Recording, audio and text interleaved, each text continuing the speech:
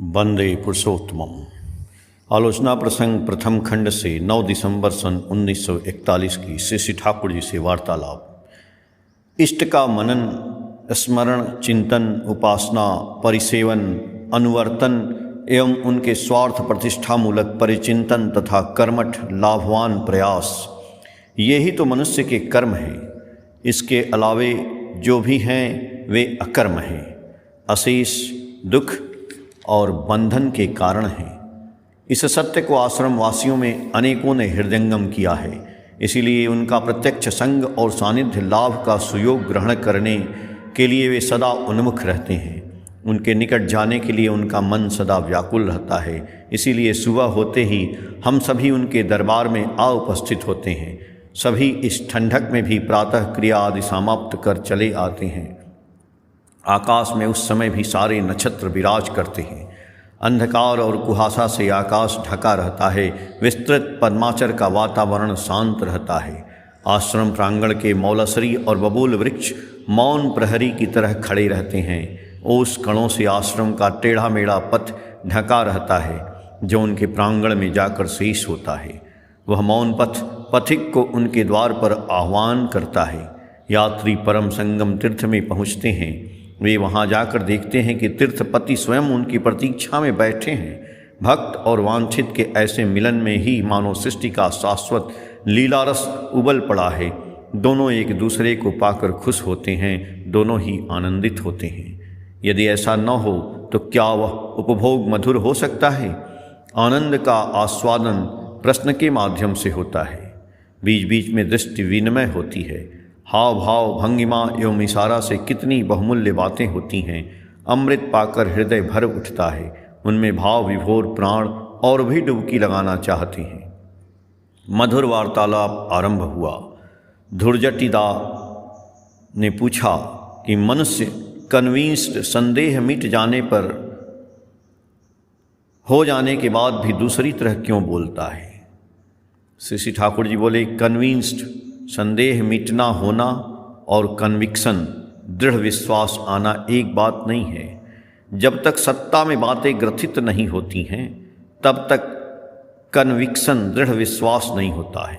Conviction, दृढ़ विश्वास के बिना समझ भी पक्की नहीं होती है। वर्तमान में समझ भी जाए तो बाद में दूसरा कॉन्सिडरेशन, विवेचना आ सकता है। विरुद्ध एनवायरनमेंट, परिवेश में स्टैंड अविचलित नहीं कर पाता है। उस समय विपरीत चिंता आती है। कन्विक्शन, दृढ़ विश्वास होने पर किसी प्रकार का संशय नहीं आता है। सभी को फेस सामना कर सकता है। उस समय युक्ति बुद्धि स्वतः साथ देती है। आत्मसमर्थन के लिए जिस प्रकार मनुष्य जी जान से लग जाता है, उसी प्रकार इष्ट के सभी कार्यों के समर्थन के लिए पागल बन जाता है।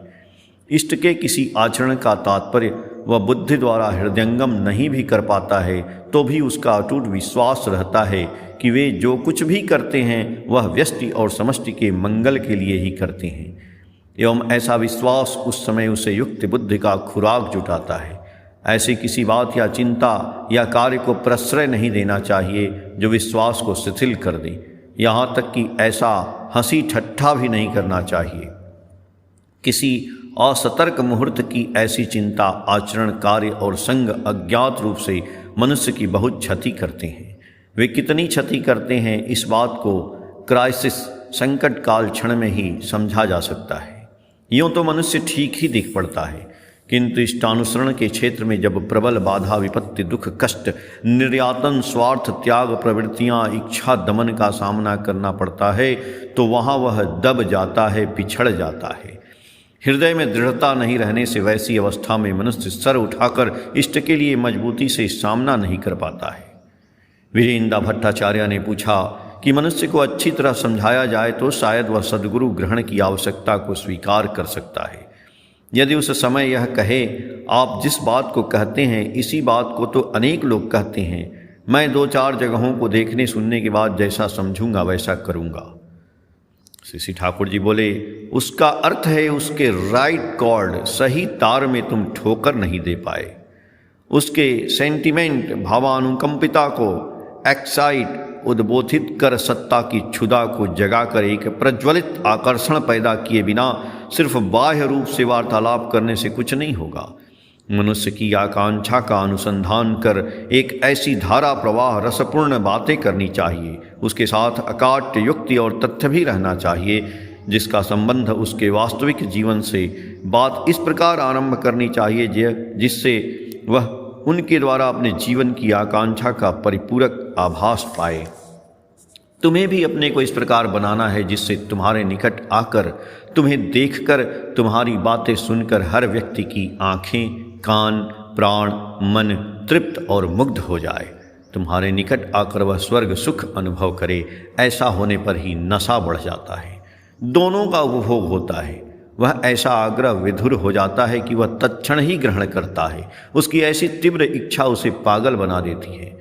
यदि तुम स्वयं उस उच्च स्तर में रहो तो मनुष्य को क्षण में पिघला सकते हो।